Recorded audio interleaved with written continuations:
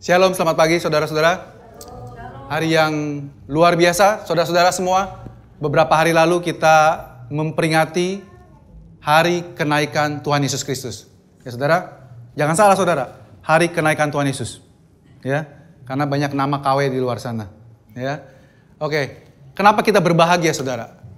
Tuhan Yesus naik. Karena kita sama-sama tahu, Yesus hidup di dunia ini.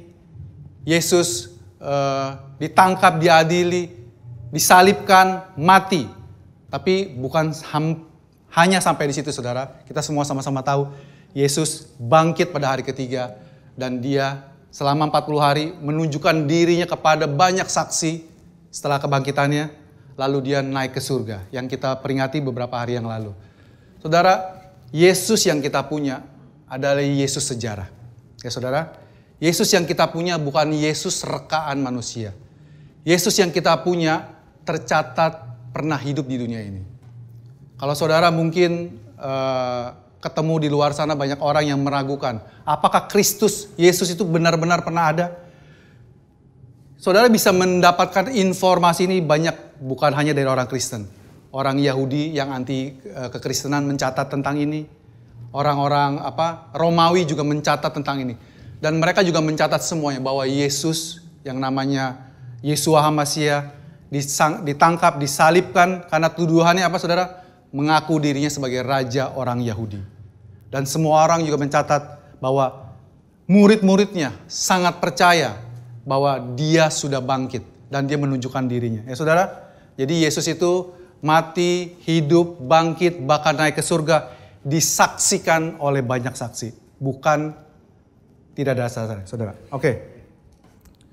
Saudara, Yesus dalam kehidupannya itu banyak orang membelahnya menjadi dua. Yesus yang dihinakan dan yang Yesus yang dimuliakan. Yang dihinakan itu yang kapan saudara? Waktu Yesus hidup di malam terakhirnya. By the way saudara, kita punya 4 kitab Injil yang bercerita tentang Tuhan Yesus. Betul saudara? Dan fokus dari keempat kitab Injil ini, fokus utamanya adalah malam terakhir. Minggu terakhir Yesus mau disalibkan. Jadi saudara, orang bikin cerita jarang sekali saya rasa ya. Kalau kita jadi penulis buku juga demikian. Nulis tentang satu tokoh, katakanlah tokoh yang bernama Iskandar katakanlah ya. Atau Pak Arif gitu. Kita cerita dari kecil berurutan agak detail. Remajanya, sekolahnya, ketemu pasangan hidupnya, pelayanannya. Dan kalau kita menulis biografi di akhir hidupnya. Kurang lebih sama rata. Tetapi 4 penulis kitab Injil diilhamkan oleh Roh Kudus.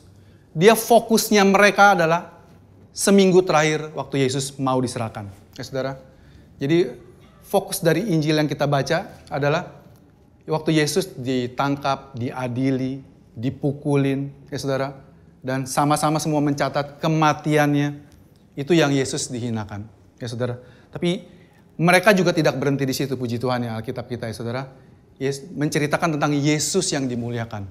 Yesus yang bangkit dari kematiannya. Yesus waktu dia hidup berkali-kali dia ngomong bahkan kepada murid-muridnya. Ya saudara, aku akan mati dan aku akan bangkit kembali. Waktu dia berhadapan dengan orang Farisi dia bilang rubuhkan bait Allah ini. Dan aku akan mendirikannya dalam 3 hari. Lalu mereka langsung bilang, wah leluhur kami membangun bait Allah ini puluhan tahun kamu hanya dalam 3 hari ya. Tapi penulis kitab Injil bilang, setelah kebangkitannya murid-muridnya baru sadar apa yang dia omongin dulu. Recalling ya saudara. Dan Yesus bukan hanya dibangkitkan, dia naik ke surga saudara. Nah, apa fungsinya saudara Yesus naik ke surga? Kalau saudara tahu fungsi kematian Tuhan Yesus. Orang-orang di sana, mungkin di luar, bahkan anak-anak Tuhan. Yesus mati, ya Yesus mati. Yesus bangkit hari Paskah, iya. Mereka cuman datang merayakan pesta-pesta, anak-anak cuman hias-hias telur. Kita datang beberapa gereja mungkin pesta makan dan sebagainya. Tetapi kita, puji Tuhan, saudara di sini di GBC selalu diingatkan tentang apa yang Yesus sudah perbuat buat saudara dan saya setiap hari Minggu. Kita diingatkan Yesus itu datang tujuan ultimate-nya untuk menyelamatkan saudara dan saya dari kematian yang kekal. Dia bukan datang hanya untuk menunjukkan siapa Tuhan. Karena saudara, buat orang Yahudi, Tuhan itu adalah Tuhan yang maha kuasa. Iya, semua setuju. Tuhan itu Tuhan yang maha kuasa. Dia bisa melakukan apapun yang dia mau. Ya saudara. Tetapi dia juga menunjukkan bahwa dia adalah Allah yang kasih. Dia menunjukkan bahwa di perjanjian lama yang adalah bayangan dari perjanjian baru, semua dosa itu harus dihukum. Dan semua dosa harus ada yang membayar. Dan Tuhan menunjukkan di perjanjian lama dengan bayangannya bahwa dosa manusia dibayar oleh nyawa binatang yang tidak berdosa. Nyawa yang binatang yang tanpa cacat celah. Ya. Di perjanjian baru Yesus menunjukkan, ini loh, aku, anak domba yang diutus oleh Bapa untuk menyelamatkan, membayar semua dosa manusia. Dosa saudara dan dosa saya. Ya. Kita bersyukur hari ini kita selalu diingatkan bahwa kita adalah orang-orang yang sudah dibenarkan. Dan karena hasil pembenaran itu, hasilnya adalah kita memuji Tuhan, kita memuliakan Tuhan. Saudara nyanyi barusan bukan karena Pastor Lita ngajak. Ayo kita nyanyi, kita berdiri, kita memuji Tuhan. Ya. Kita memuji Tuhan juga bukan karena kita keharusan. Keharusan karena kita udah diundang berdiri, udah waktunya PW ya nyanyi, tepuk tangan, ya. Suara keluar sedikit-sedikit aja, hemat-hemat, ya. Seakan-akan suara kita itu ada limitnya, ya. Tapi saya percaya kerinduan dari kita adalah memuji Tuhan. Waktu kita merasakan Tuhan begitu mengasihi kita itu otomatis, saudara. Waktu saudara yang doyan makan atau doyan belanja, mendengar katakanlah di mall ini dibuka restoran baru, restorannya sangat enak. Wih, udah jam makan siang ya saudara. Sangat enak, diskon 70% tanpa syarat. Wah, bisa pakai kartu kredit, bisa pakai QR code, bisa tunai, semuanya 70% diskonnya. Ya, tanpa saudara perintahkan, saudara langsung buka WhatsApp, kirim ke semua grup. Woi, ada restoran lagi enak begini di mall ini, buka, sebarin. Kalian menyiarkannya, mengabarkan kabar baik itu tanpa terbeban. Woi, buat yang perempuan mungkin ya, ada butik ini buka di mall ini dekat rumah kamu, sebarin. Diskon gede-gedean, bawa tas lama kamu yang rombeng atau tas kresek pun boleh ditukar dengan diskon yang besar. Pasti saudara, itu, dan saya percaya hasil yang seperti itu juga lah kurang lebih saudara. Ya, waktu saudara tahu bahwa saudara diampuni, dimaafkan, dan saudara diberkati, disayangi oleh Tuhan, saudara akan menyampaikan hal yang sama kepada saudara-saudara kita yang lain. Jadi hari ini kita mau tahu, ya Yesus sudah mati menebus dosa saya. Yesus sudah bangkit menunjukkan bahwa dosa kita sudah beres, settle. Ya, tidak ada halangan buat Tuhan untuk mengasihi kita lagi. Di perjanjian lama, bangsa Israel dipaksa katanya betul nggak ya? Disuruh membuat kemah suci. Ya, kemah suci terdiri dari 3 bagian. Di pelataran, ada ruang kudus dan ruang maha kudus. Hanya orang Lewi yang boleh masuk di kemah suci ini. Bahkan di pelatarannya ya orang suku lain tidak boleh masuk. Di pintu itu diperiksa bawa korban ya, oke. Sama seperti orang Yahudi saudara. Waktu kita datang kepada Tuhan, bayangkan saudara adalah seorang Yahudi di zamannya Musa. Waktu katakanlah di sini Ivan datang ke kemah suci, ya. Di pintu sudah ada seorang imam yang bernama Yudi di pintu nungguin. Waktu Ivan datang, Imam Yudi ini udah tahu bahwa Ivan datang untuk mengaku dosa karena dia bawa domba. Betul saudara? Waktu dia bawa domba, yang diperiksa bukan orangnya, bukan Ivannya. Yang diperiksa itu adalah dombanya. Apakah dombanya kupingnya bagus, nggak ada kutunya, badannya gemuk, jangan yang tulangnya kelihatan, ya. Terus nggak boleh ada buduknya, semuanya perfect. Terus imamnya bilang, layak dipersembahkan, sempurna. Demikian juga saudara sekarang ini. Waktu saudara datang membawa pujian penyembahan saudara. Saudara membawa offering saudara kepada Bapa kita di surga. Tuhan tidak melihat saya dan saudara. Secara daging, saudara dan saya itu ampas. Dosa. Ya. Kalau kita mau bayangkan dengan yang perjanjian yang lama ya. Tetapi karena kita membawa Yesus sebagai korban kita. Dan korban kita yang namanya Yesus itu dipandang Tuhan sempurna tanpa cacat. Dan Tuhan berkenan kepada kita. Ya saudara, waktu Ivan yang datang membawa korban itu, dia mempersembahkan korban, disembelih, darahnya dipercikan, saudara. Ivan bisa pulang dengan rasa plong, dosa saya sudah diampuni. Dan saya siap menerima berkat-berkat Tuhan. Ya saudara, saudara dan saya sudah diampuni. Sekali lagi saudara, dosa saudara dan saya sudah diampuni. Kapan? 2000 tahun yang lalu. Dan saudara menerima pembayaran penuhnya waktu saudara mengaku dengan mulut, percaya dalam hati bahwa Yesus adalah Tuhan dan Juru Selamat.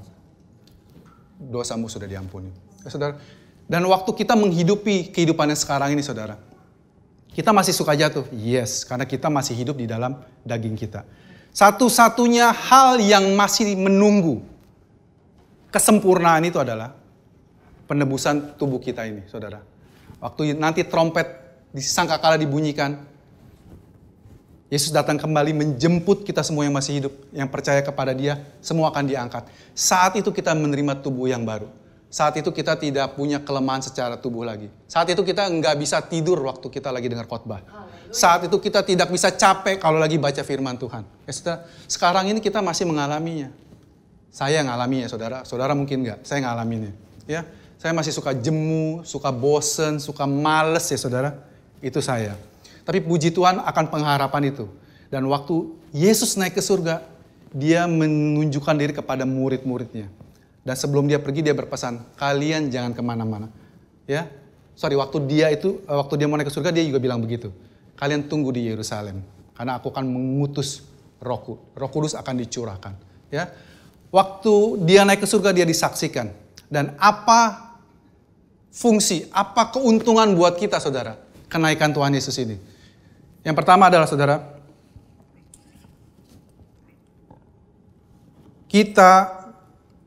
dia sudah menyelesaikan, dia untuk menunjukkan tugasnya sudah selesai di dunia ini. Oke, kita baca Kisah Rasul 1 ayat 8-11. Tetapi kamu akan menerima kuasa kalau Roh Kudus turun ke atas kamu. Dan kamu akan menjadi saksiku di Yerusalem, di seluruh Yudea dan Samaria, dan sampai ke ujung bumi. Sesudah Ia mengatakan demikian, terangkatlah Ia disaksikan oleh mereka, dan awan menutupnya dari pandangan mereka.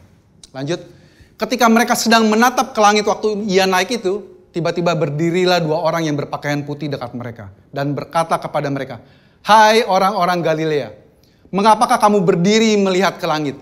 Yesus ini yang terangkat ke surga meninggalkan kamu, akan datang kembali dengan cara yang sama seperti kamu melihat Dia naik ke surga. Saudara, Yesus sebentar lagi, saya percaya saudara, Yesus sebentar lagi akan datang.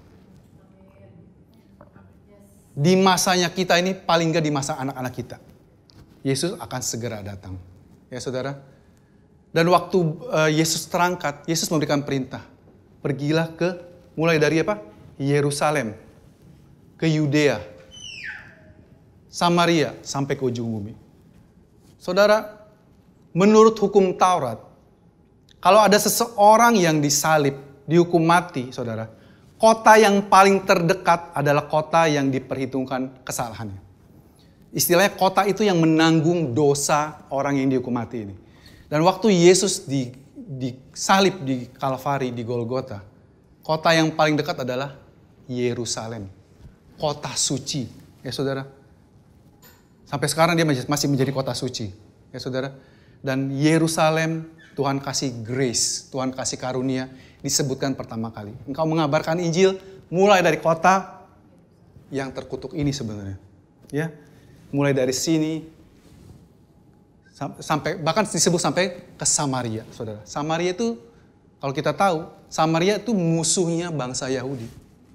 Walaupun mereka sama-sama keturunan dari Abraham, tapi waktu zaman Babylon, waktu mereka ditangkap, disebarkan, mereka berbaur dengan bangsa asing. Mereka tuh menjadi orang Yahudi yang tidak pure.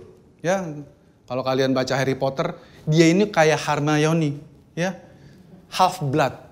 Ya, buat bangsa Yahudi dia ini nggak pure, karena mereka sudah bercampur dengan bangsa asing. Ya, sampai ke ujung bumi. Kenaikan Tuhan Yesus menandakan semua pekerjaannya di bumi sudah selesai. It is finished. Tapi finishnya waktu dia disalib, dia bilang it is finished adalah selesai dengan urusan dosa saudara dan saya. Kalau hari ini kita sebagai anak Tuhan masih ngurusinnya dosa melulu, diingetin terus setiap minggu. Jangan begini, jangan begitu, jangan begono. Berarti kami masih mengajarkan bahwa pekerjaan Yesus masih belum selesai. Tetapi yang Tuhan rindukan, yang Roh Kudus rindukan adalah Roh Kudus itu selalu mengingatkan kita akan kebenaran. Ya saudara, bahwa kita sudah dibenarkan oleh karya penebusan Tuhan Yesus Kristus. Tapi apakah berarti waktu kita berbuat dosa, Pastor, kita bilang itu tidak berdosa? No, saya nggak bilang begitu. Tetapi apa yang kami bilang, kami selalu ingatkan adalah, ingatlah terus bahwa engkau sudah dibenarkan. Kalau saudara membayangkan saudara adalah batu yang kotor. Dan waktu kita datang ke Tuhan, dicuci dengan air bersih. Lalu kita taruh lagi di rumah, kena main lagi, kotor lagi, kita cuci lagi, kotor lagi, balikin lagi, terus berulang-ulang. Tuhan mengajarkan kita miliki bayangan seperti ini, bahwa kamu adalah batu yang kotor itu, yang gampang kotor itu, tetapi kamu ditaruh di bawah air terjun kasih karunia Tuhan, selalu dicuci oleh firman-Nya, dan kamu akan otomatis menjadi bersih. Saudara, kalau kita masih memiliki pergumulan dengan hidup yang berdosa, saudara, kami tidak bilang jauhi dosa. Tapi kami selalu bilang, ingat apa yang Yesus sudah perbuat buat kamu. Kami percaya, waktu kita terus diingatkan apa yang Yesus sudah perbuat buat saudara dan saya, kita menjadi tanpa sengaja menjadi hidup kudus, saudara. Karena kitab Roma bilang, tahukah kamu, maksud kemurahan Tuhan adalah supaya menuntun kita kepada pertobatan. Ya saudara, setiap hari kita itu butuh yang namanya kasih karunia Tuhan. Untuk bisa datang bangun pagi dengan sehat, bisa datang beribadah ke sini, itu butuh kasih karunia Tuhan. Ya saudara, mungkin buat saudara yang hidupnya sehat-sehat, baik-baik, cukup rupawan, ya buat ukuran dunia, itu sesuatu yang biasa aja, gitu kan. Tapi saudara coba bayangkan, saya ambil contoh gini.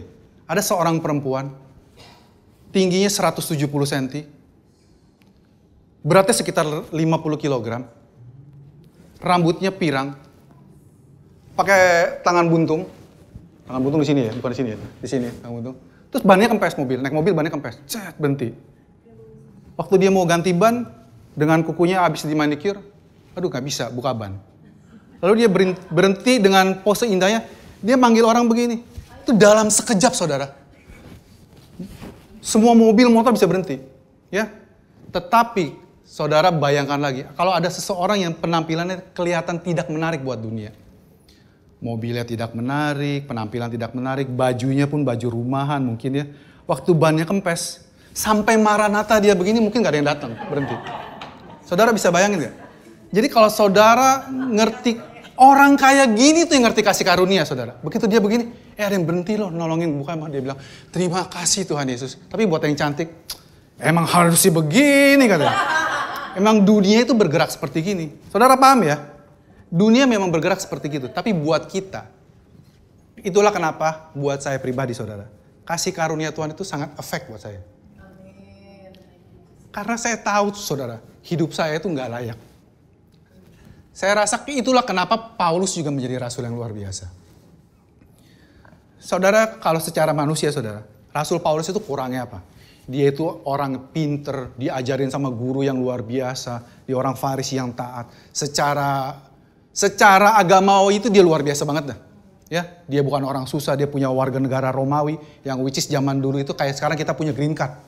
Kita orang Indonesia biasa punya green card, kayaknya walaupun tinggalnya di tempat KPR kayaknya beda banget ya, levelnya naik, level up. Itu Paulus kayak begitu, tapi Paulus begitu mengalami perjumpaan dengan Kristus, dia langsung bilang, aku di antara semua rasul, aku yang paling hina. Dia yang paling ampas, ya saudara. Saudara, sekali lagi, buat yang baru datang di sini, saudara tuh bersyukur di GBC itu sekarang punya 5 pastor. Ya, yang sering khotbah di sini juga ada 5 pastor, walaupun pastor ini belum. Karena ada pastor satu dari Medan suka datang di sini. Ya. Ada Pastor Yudi, ada Pastor Lita, Pastor Fedri, Pastor Iskandar ya. Kadang-kadang memberkati kita semua ya. Dari semuanya itu saudara ibarat makan, saudara dapat makan nasi, makan daging, makan protein dari semua pastor. dari saya makan kerupuk. Ya saudara, saya yang paling cemen dari semuanya. Tapi saya bersyukur karena saya orang Sunda. Walaupun kerupuk itu gizinya kagak ada, ngenyangin juga kagak. Tapi kalau nggak ada kerupuk nggak seru saudara kalau makan. Ya, saudara, kalian bersyukur selalu diingatkan di sini bahwa Tuhan sudah membenarkan saudara. Dan saudara itu layak diberkati. Bukan karena saudaranya saudara. Tuhan itu memberkati saudara bukan ngelihat saudaranya. Sama seperti imam tadi melihat saudara diampuni itu bukan karena saudaranya. Tetapi karena korbannya sempurna. Dan apakah Yesus sebagai korban ganti saudara dan saya sempurna? Yes. Dia sangat-sangat sempurna saudara. Ya. Kabar baik. Saudara kalau dengar kabar baik, itu nggak semua orang suka terimanya. Betul saudara? Nggak semua frekuensinya sama. Waktu saya menerima kabar baik ini, saya membagikan kepada teman-teman saya, masuk keluarga saya. Tahu nggak kita dimaafkan sekali, dimaafkan selamanya loh. Too good to be true. Ya. Kalian mungkin akan mengalami seperti itu. Kalian mungkin akan mengalami penolakan yang sama. Tetapi saudara juga balik. Tergantung kacamatanya. Mungkin orang ini belum kepentok saudara. Sampai perlu kasih karunia Tuhan. Untuk bisa melihat kasih karunia Tuhan. Tetapi sebaliknya saudara, kabar buruk pun tidak selalu kabar buruk. Jadinya, kalau saudara melihat dari sisi yang lain. Ini pengalaman pribadi saya. Keluarga kami beberapa bulan lalu, masih tahun lalu berarti ya. Tahun lalu itu kita semua mengalami namanya masa-masa COVID. Betul ya? Kurang lebih 2 tahun lebih. Hampir semua orang terinfeksi akhirnya. Ya, cuman bedanya ada yang gejalanya mild, terus dia nggak periksa, jadi kayak nggak kena. Ya, tetapi saya percaya hampir semuanya kena. Tapi di rumah saya ada satu orang yang paling aktif keluar ke rumah terus ya. Karena urusan pekerjaan. Tapi gak kena-kena sampai akhirnya COVID udah mau habis.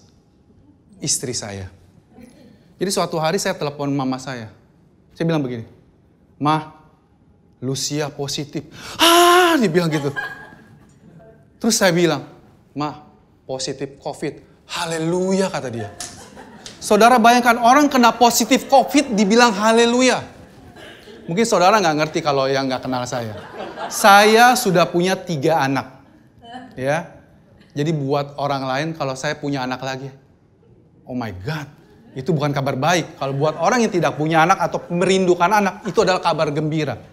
Tapi buat orang tertentu, positif. COVID mah, haleluya. Mendingan positif COVID daripada positif hamil. Gitu. Ya saudara, waktu kalian menemui ada orang positif, kabar negatif dan sebagainya. Biarlah Tuhan memakaikan kacamata positif kalian, ya. Biarlah Tuhan yang memakaikan kacamatanya dia. Waktu Daud ketemu Goliat, bangsa Israel yang entah berapa ribu itu pasukannya yang berjejer di lembah Elam, melihat Goliat itu sudut pandangnya mereka kecil, Goliat besar. Jadi saudara lihat proyeksinya begini, ya. Mereka kecil, Goliatnya besar. Tetapi Daud melihat dari kacamata sebaliknya.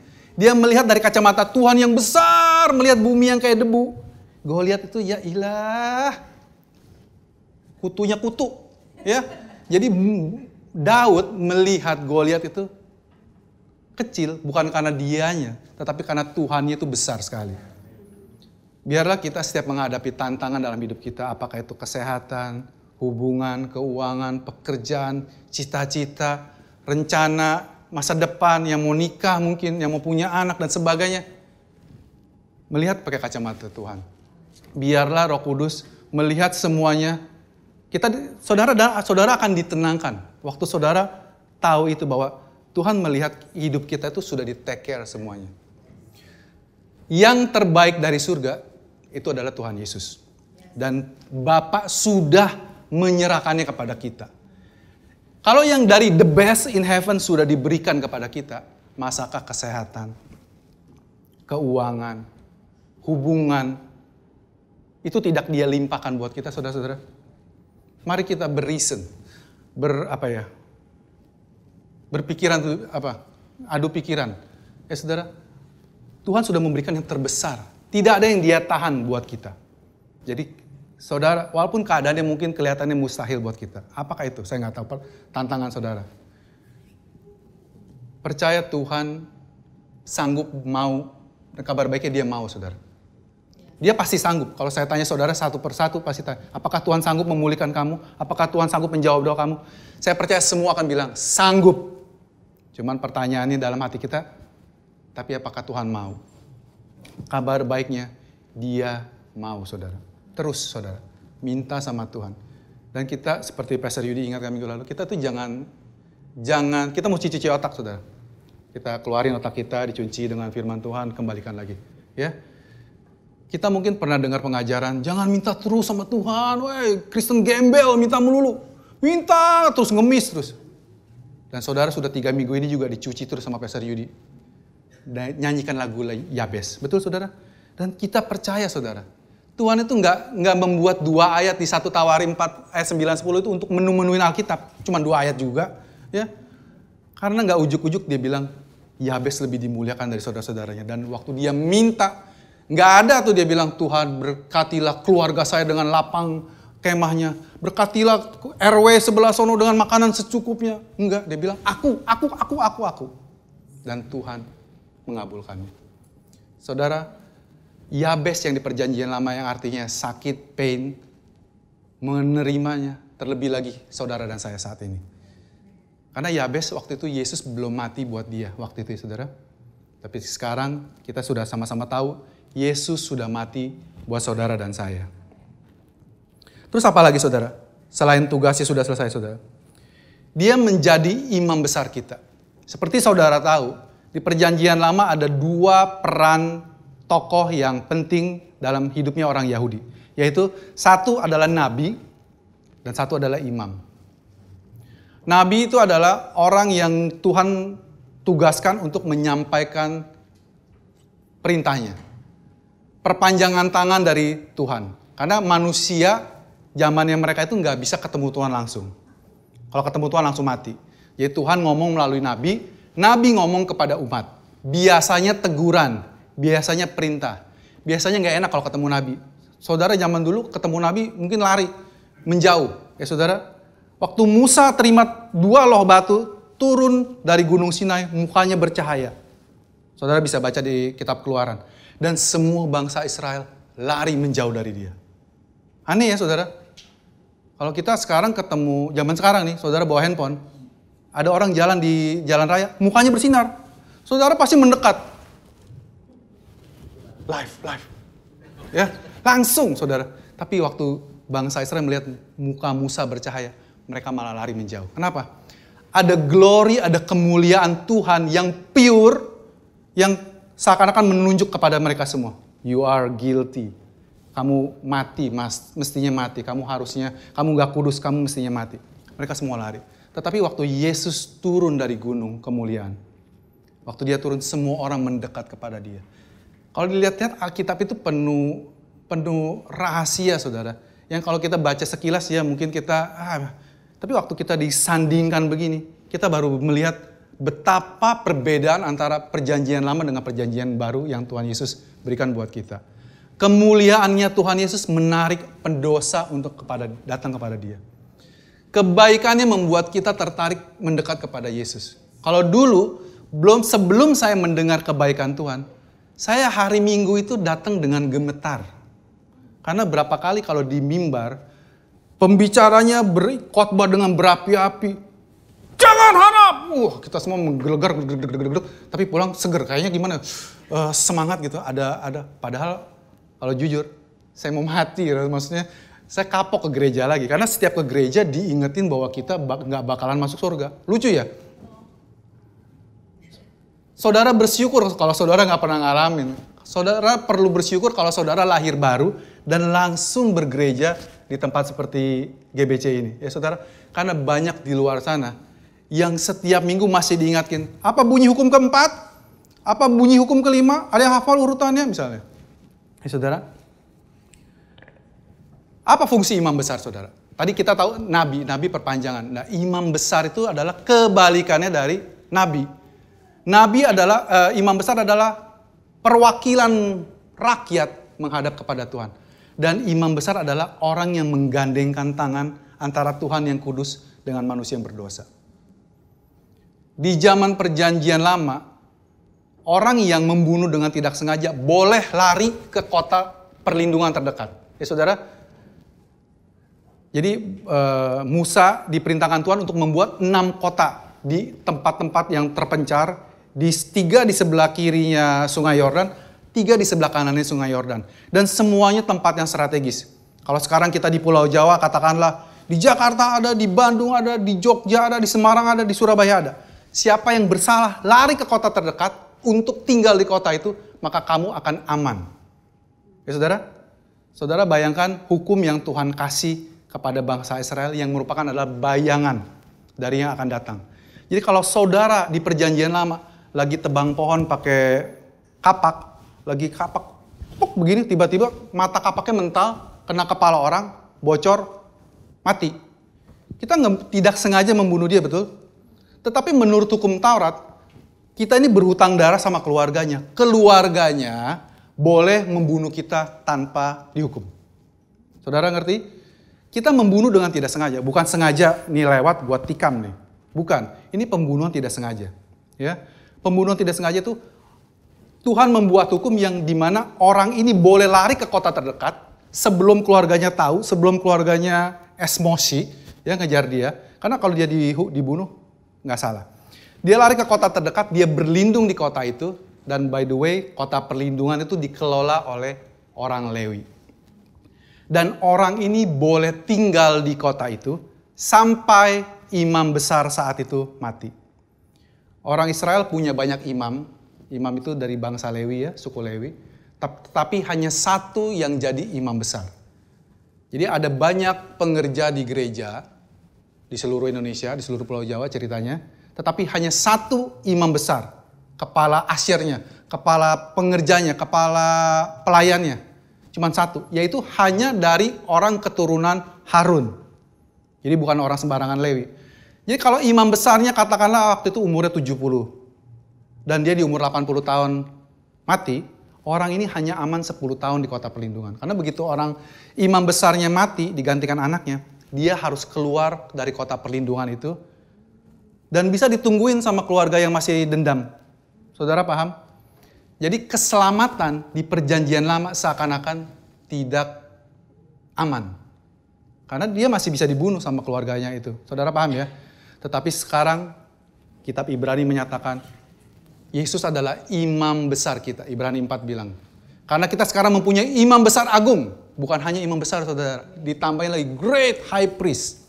Kita mempunyai imam besar agung yang telah melintasi semua langit. Yaitu Yesus. Ditegaskan saudara. Bukannya siapa-siapa. Namanya Yesus. Anak Allah. Baiklah kita berpegang teguh pada pengakuan iman kita. Sebab imam besar yang kita punya ini bukanlah imam besar yang tidak dapat turut merasakan kelemahan-kelemahan kita. Sebaliknya, sama dengan kita, ia telah dicobai, hanya tidak berbuat dosa. Saudara, tujuannya Yesus menjadi manusia, itu juga salah satunya adalah untuk bisa merasakan penderitaan kita. Kalau kita bilang, Tuhan, Engkau tidak tahu rasanya dihina sama tetangga saya. Engkau tidak tahu rasanya dikhianati sama mertua saya, sama istri saya. Yesus bilang, saya pernah ngerasain yang kamu rasain. Yesus sebagai pemimpin besar agama, saudara, dia punya 12 rasul, 12 murid. Kalau saudara belajar kepemimpinan dari Yesus, saudara mungkin akan kecewa. Kenapa? Karena Yesus termasuk pemimpin yang gagal dalam tanda kutip. Kenapa? Dari 12 yang dia pilih, karena dia adalah Allah yang maha tahu, betul saudara? Kok dia bisa milih satu yang busuk? Si Yudas. Iya saudara, Yudas masuk neraka. Jadi jangan cari-cari Alkitab bilang Yudas masuk surga. Ya, Yudas Iskariot. Waktu dia disalib, semua anak buahnya yang tadi malamnya masih bilang, Guru, kalau engkau masuk penjara, kami ikut penjara. Kalau engkau mati, kami ikut mati. Begitu Yesus ditangkap, mati sendiri aja lah guru. Saya cari kehidupan lagi. Ya, saya mancing lagi. Ya, Yesus itu ditinggalkan sama orang yang mengasihi dia. Yesus itu saudara pernah berbuat baik tapi dianggap ada maksud khusus. Jadi saudara berbuat baik enggak diterima dengan baik. Malah saudara digibahin ya bahasa sekarang ya, digibahin pokoknya dijelek-jelekin dan sebagainya, dicurigai. Yesus itu mengalami saudara. Jadi Yesus itu bukan imam besar yang tidak merasakan kelemahan kita. Iblis diberikan kesempatan mencobai dia. Saudara, mencobai dia, Yesus itu bukan sama seperti iblis mencobai kita. Iblis bisa mencobai kita dan kita bisa jatuh karena kita ini di tubuh kita ini tubuh yang jatuh, tubuh yang bisa berbuat dosa. Tetapi Yesus itu memiliki tubuh yang tidak bisa berbuat dosa. Jadi apa maksudnya iblis mencobai Yesus? Andai kata saya memiliki emas murni 99,9%, 24 karat, logam mulia. Saya berikan kepada salah seorang di sini, misalnya si Atung, punya toko perhiasan, tolong periksa. Kata tes, pencobaan, dan tes itu sama, saudara. Tolong dicoba, dites, apakah ini benar-benar emas murni. Iblis itu cuma bisa begitu, saudara. Iblis itu sadar diri tidak bisa menjatuhkan Yesus. Dia pertama mencobai Yesus kan untuk mengubah batu menjadi roti. Itu ada ayatnya nggak, saudara? Nggak ada ayatnya loh. Ya, terus Yesus bilang jangan mencobai Tuhan Allah, manusia hanya hidup dari firman yang keluar dari mulut Allah. Iblis langsung bilang, oh harus pakai firman Tuhan katanya. Makanya baca Alkitab, karena iblis juga baca Alkitab. Dia langsung ambil Alkitab dari kitab favorit kita, saudara. Mazmur 91, lompat. Karena dia akan mengirimkan malaikat-malaikat untuk menatang engkau supaya engkau nggak jatuh. Betul, saudara? Jadi imam besar kita yaitu Yesus Kristus juga dicobai oleh iblis. Tetapi dia berhasil. Dan imam besar tugasnya tadi seperti saya bilang, menggandeng manusia berdosa dengan Tuhan yang kudus. Ya saudara? Terus apa lagi saudara? Sebab itu, marilah kita dengan penuh keberanian, with boldness, saudara. Percaya diri, menghampiri tahta kasih karunia. Saudara lihat, kalau saudara masih ada yang takut, bahwa nanti di hari penghakiman. Karena saudara orang yang jujur. Saudara tahu bahwa hidup saudara penuh dengan kelemahan. Saudara, ketahuilah, waktu kita semua menghadapi tahtanya bukan tahta pengadilan, tetapi menghadapi tahta kasih karunia. Ya saudara, supaya kita menerima rahmat dan menemukan kasih karunia untuk mendapatkan pertolongan kita pada waktunya. Ya saudara, dan Yesus tugas yang ketiga adalah, Yesus pergi naik ke surga, supaya Roh Kudus dicurahkan. Ya saudara, karena Yesus bilang, aku akan pergi, supaya Roh penolong itu akan datang. Ya saudara, dan Roh Kudus itu sekarang sudah Dia curahkan. Dan minggu depan saudara kita akan celebrate, kita akan sama-sama merayakan hari pencurahan Roh Kudus, hari Pentakosta. Dan saudara perlu tahu bahwa Tuhan sudah mencurahkan segalanya buat saudara dan saya. Dan roh yang sama sudah Dia berikan buat saudara dan saya. Aku berkata kepadamu di Yohanes 14 betul. Sesungguhnya barang siapa percayaku, ia akan melakukan pekerjaan-pekerjaan yang aku lakukan. Bahkan pekerjaan-pekerjaan yang lebih besar daripada itu. Sebab itu aku pergi kepada Bapa. Ya saudara, dulu Yesus waktu hidup di dunia, dia berjalan di Yerusalem yang berdebu itu saudara. Waktu dia ketemu orang sakit dan ada orang sakit datang kepada dia. Semuanya pulang dengan kesembuhan saudara. Waktu Yesus bertemu dengan iring-iringan orang mati dari kota Nain keluar, seorang janda menangis, anak laki-laki satunya meninggal, suaminya sudah meninggal. Dia nggak punya hidup, nggak punya harapan apa-apa lagi. Sudah hopeless. Suami meninggal buat seorang wanita Israel adalah sesuatu yang sangat merugikan. Lalu anak laki satu-satunya yang harapannya dia juga meninggal. Hidup buat perempuan ini, hidupnya sudah tidak ada artinya lagi, saudara. Dan iring-iringan pemakaman ini bertemu Yesus di tengah jalan. Waktu kematian bertemu dengan kehidupan, saudara. Waktu gelap ketemu terang. Nggak ada tuh yang namanya ceritanya terang yang minggir. Waktu ada kegelapan dalam hidup saudara, dalam hidup kita. Apapun itu, kadang-kadang saya sering dengar, pikiran saya gelap kalut banget, nggak ada jalan keluar. Undang Yesus, saudara. Si terang itu untuk menerangi hidup kita. Saya percaya, saudara. Saya mungkin nggak memiliki pengalaman itu. Tapi saya percaya apa yang firman Tuhan katakan. Waktu Yesus datang dalam kehidupan kita, dia akan membereskan semuanya. Yesus tidak menyembuhkan semua orang sakit di Yerusalem. Saudara, Yesus tidak menyembuhkan semua orang sakit di Yerusalem. Yang dia sembuhkan adalah orang sakit yang datang kepada dia. Kalau kita sakit, kita kurang, kita butuh sesuatu dari Tuhan Yesus, kita datang minta sama dia, saudara. Jangan sungkan. Jangan sungkan, saudara. Jangan puhau ise. Betul gak ngomongnya gitu ya? Paise. Datang aja sama Tuhan Yesus. Dia bukannya seperti orang-orang yang kalian kenal. Kalian juga jangan terlalu berharap banyak sama pastor-pastor kalian ini. Kalau kalian lagi susah, ribut di keluarga, pastor, tolong saya. Pastor kalian mungkin mengecewakan saudara. Ya. Tetapi kalau datang sama Tuhan, ada amin saudara? Ada katanya. Ya. Tapi puji Tuhan Yesus, saudara. Tuhan itu Tuhan yang bersedia mendengarkan doa saudara. 7x24 jam. Anytime. Nggak ada jam-jam khusus untuk datang kepada dia. Datang kepada dia apa adanya. Saudara lagi tidur kalau laki-laki pakai kaos singlet, celana pendek. Ya tiba-tiba, aku ini berdoa. Berdoa saja saudara. Nggak perlu mandi dulu. Rambut kelimis, pakai kemeja, pakai dasi dulu baru. Nggak usah. Datang sama Tuhan apa adanya. Ya. Nggak perlu sediakan kostum-kostum khusus untuk datang kepada Tuhan. Jam-jam tertentu. Saya hanya bisa ditemui setiap kelipatan 00. Jam 1, jam 2, jam 3. Di luar itu, nggak dengar. Puji Tuhan. Tuhan kita itu Tuhan yang maha hadir. Dan puji Tuhan ya saudara, kita diperkenalkan sama Tuhan Yesus itu Bapa yang, yang sangat baik saudara. Bapa yang memberikan semuanya.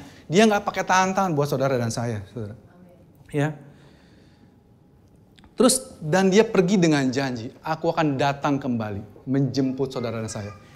Yesus berjanji, aku pergi ke rumah Bapa. Ya. Untuk menyediakan tempat buat kamu. Jangan gelisah hatimu, percayalah kepada aku, kepada Allah, percayalah juga kepadaku.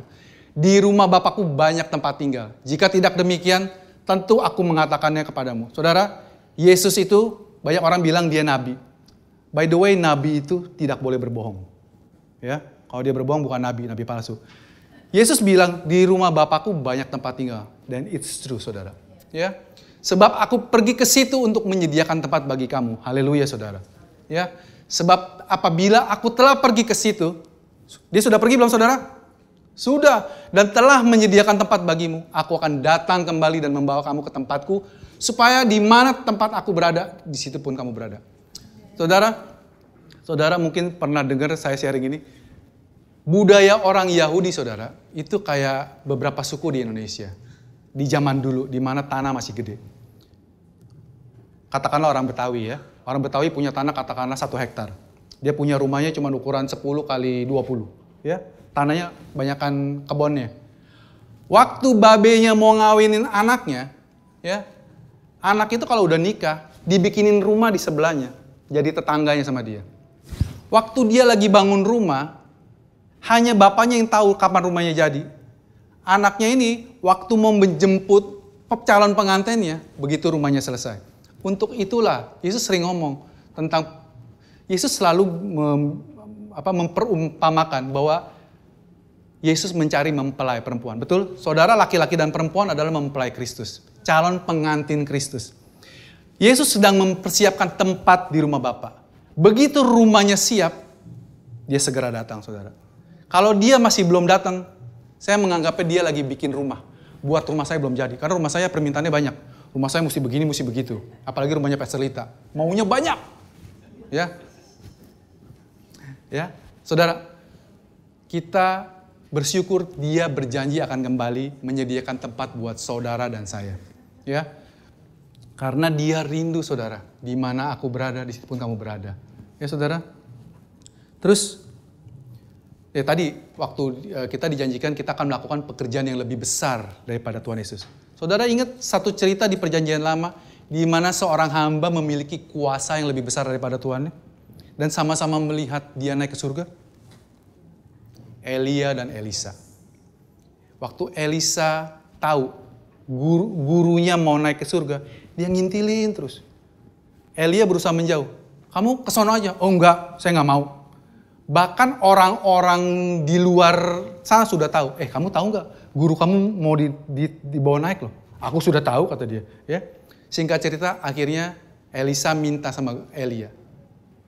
Apa yang kamu minta? Aku minta double portion. Elia bilang, kamu bisa dapat kalau kamu melihat waktu saya pergi. Dan Elisa mendapatkannya. Karena Elisa melihat Elia dijemput oleh kereta berapi pergi ke surga. Dan banyak ahli Alkitab bilang waktu hidup Elia membuat 7 mujizat dalam hidupnya. Dan Elisa membuat 14 mujizat dalam hidupnya. Ya, Elia hidup bergaul dengan janda dari Sarfat, orang miskin. Tetapi Elisa bergaulnya dengan janda kaya. Ya, sama-sama anaknya mati. Ya saudara, inti ceritanya adalah sama seperti Elisa. Saudara dan saya mendapatkan, Yesus bilang, kita akan melakukan pekerjaan-pekerjaan yang lebih besar. Kalau Yesus saat itu hanya menyembuhkan orang yang dia temui, karena saat itu dia terikat dengan tubuh fisiknya. Sekarang ini karena Roh Kudus ada di setiap kita. Ada di Amerika, di Cina, di Ambon, di seluruh dunia saudara. Kita bisa banyak melakukan hal-hal baik lainnya. Kita bisa mengabarkan Injil, menyelamatkan banyak nyawa. Tahukah Yesus sudah mati buat kamu? Tahukah Yesus sudah menebus hidupmu? Saudara, bukan hanya tentang kesembuhan saudara. Dulu saya pikir hanya kesembuhan saja, pekerjaan-pekerjaan yang Yesus lakukan. Tetapi menyelamatkan nyawa jauh lebih penting. Betul saudara? Orang-orang di Cina sana sekarang bisa dibilang, kamu tahu Yesus sayang kamu, dia sudah menebus hidup kamu dari kesia-siaan. Ya, yang di Afrika sana juga. Tahukah kamu bahwa kita sudah diselamatkan? Dan terjadi banyak keselamatan setiap harinya saudara. Dan Alkitab bilang, telah genap waktunya. Waktu semua Injil sudah dikabarkan ke seluruh dunia. Semua orang sudah mendengar Injil. Yesus akan kembali menjemput saudara dan saya di awan-awan. Saudara. Dan saya tutup dengan ayat di 1 Yohanes 4 ayat 17. Yesus bilang begini. Yohanes bilang begini. Sama seperti Yesus sekarang ini. Demikian juga saudara dan saya. As he is, so are we in this world. Saudara, Yesus saat ini duduk di sebelah kanan Allah Bapa. Dia dimuliakan, diberikan tempat kehormatan. Bersama-sama dengan Allah memerintah dunia. Dan kita ini orang-orang jelata ini, ditempatkan Bapa di dalam Yesus. Oleh sebab itu, setiap Bapa melihat kita, dia bilang sama kita, you are beautiful. Tidak ada cacat celah di matamu, di mataku terhadap kamu. Bukan karena kitanya baik saudara, tapi karena Yesus yang sempurna itu ada di dalam kita.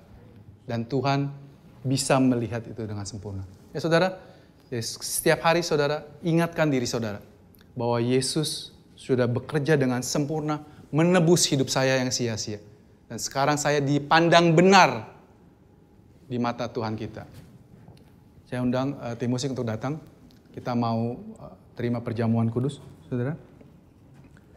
Jadi Yesus, saudara, naik ke surga dengan tujuan untuk mempersiapkan tempat buat kita. Karena tugasnya di sini sudah selesai. Dia naik ke surga disaksikan banyak saksi mata. Untuk menunjukkan bahwa dia akan kembali dengan cara yang sama. Dan dia menunjukkan bahwa dia sudah menepati semuanya itu, saudara. Saudara, pribadi Yesus itu, kalau ada ahli matematika yang iseng ngitung, saudara. Kemungkinan nubuatan-nubuatan di perjanjian lama untuk ditepati menjadi satu kejadian di perjanjian baru, yaitu dalam hidupnya Yesus.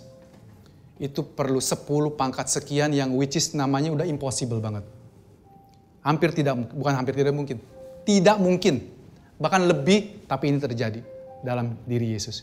Bahwa Yesus sudah dinubuatkan ribuan tahun sebelumnya.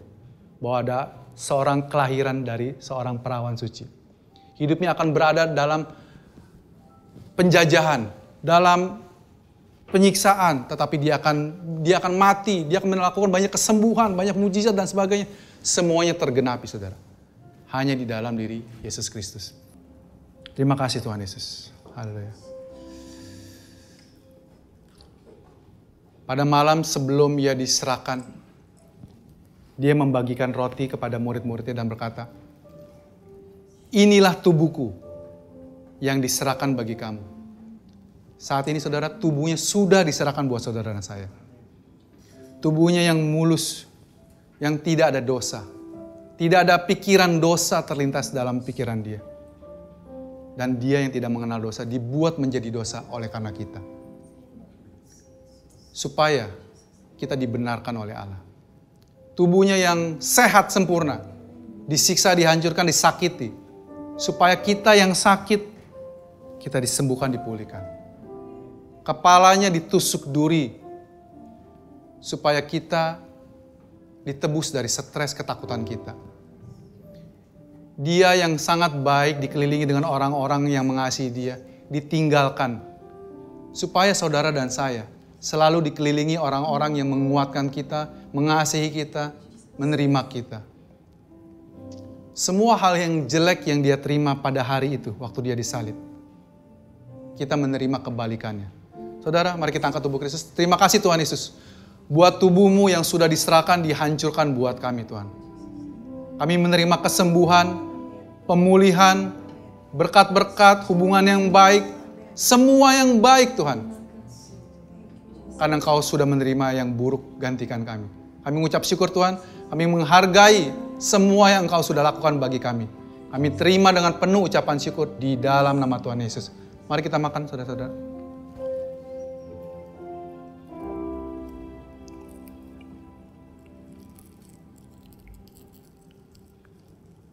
Demikian juga dia mengangkat cawan dan berkata, inilah darahku, darah perjanjian baru. Kita punya meterai saudara, darah Yesus. Dan Tuhan kasih double meterai, Roh Kudus yang ada di dalam kita. Bahwa kita sudah diselamatkan, bahwa kita dianggap suci oleh Bapa kita. Terima kasih Tuhan Yesus, buat darah-Mu yang sudah tercurah sekali untuk selamanya. Kami selamanya diampuni Tuhan karena darah-Mu kekal. Maka pengampunan kami pun kekal Tuhan. Kami mengucap syukur Tuhan. Tidak ada lagi kutuk dalam hidup kami. Karena Engkau sudah digantung di kayu salib menjadi kutuk gantikan kami. Dan kami mau menerima Tuhan semua berkat-berkat dari Bapa, dari surga. Yang Kau limpahkan buat Yesus anak-Mu yang ada di dalam kami. Mari terima saudara dengan penuh ucapan syukur. Terima kasih Tuhan Yesus.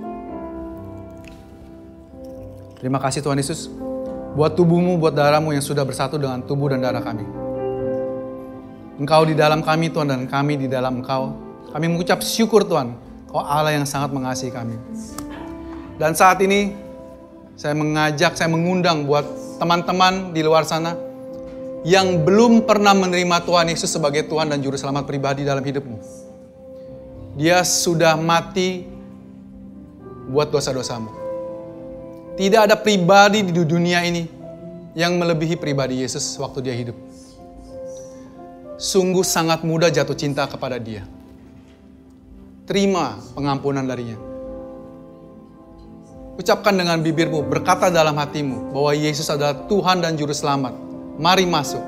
Jika saudara mau memutuskan demikian, ikuti doa saya. Terima kasih Tuhan Yesus. Engkau adalah Allah yang baik. Saya tahu Tuhan hari ini saya diingatkan bahwa Engkau adalah Allah yang mengutus anaknya yang tunggal untuk mati buat dosa-dosa saya. Dan saya menerimanya Tuhan kematian Yesus. Dan saya bertahu Tuhan, dia sudah mati dan dia sudah dibangkitkan untuk menjadi bukti bahwa saya sudah diampuni. Dan dia bahkan naik ke surga Tuhan. Menyediakan tempat buat saya. Saya percaya Tuhan, menerima bahwa Yesus adalah Tuhan dan Juru Selamat saya. Mari masuk dalam hidup saya. Bertahta dalam hidup saya. Jika saudara sudah berdoa demikian, saudara selamat sudah menjadi anak Tuhan. Terus datang ke gereja, ke tempat-tempat yang mengingatkan saudara apa yang Yesus sudah lakukan buat saudara. Jika Anda berada di Jakarta, dekat dengan gereja kami, silakan datang. Kami mengundang saudara, menyambut saudara dengan sukacita. Saya mau berdoa buat setiap persembahan yang akan kita berikan. Terima kasih Tuhan Yesus. Buat semua kebaikan-Mu, kemurahan-Mu, berkat-berkat-Mu dalam hidup kami Tuhan. Kami ada saat ini tidak terlepas dari semua kebaikan kemurahan-Mu. Bapak, kalau sebentar kami mau memberikan persembahan kami, ucapan syukur kami Tuhan. Karena Engkau sudah terlebih dahulu memberkati kami. Engkau mau pakai Tuhan, apa yang kami berikan ini menjadi berkat untuk kerajaan-Mu Tuhan. Menyebarkan kerajaan-Mu, Injil kasih karunia-Mu di bumi Indonesia ini. Kami mengucap syukur Tuhan buat setiap tangan-tangan yang memberi. Kami percaya Tuhan, Engkau membalaskannya berkali lipat. Terima kasih Tuhan Yesus. Kau berkati semua tangan-tangan yang memberi Bapak. Terima kasih Bapak. Terima kasih Tuhan Yesus.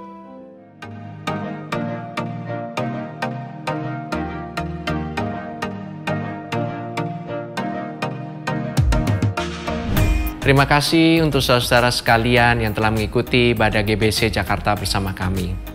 Kami berharap saudara sekalian diberkati dan disegarkan oleh firman Tuhan yang telah disampaikan pada hari ini. Pastikan saudara mensubscribe channel YouTube kami dan ikuti terus update dan informasi GBC Jakarta di akun resmi media sosial kami di bawah ini. Shalom, Tuhan berkati.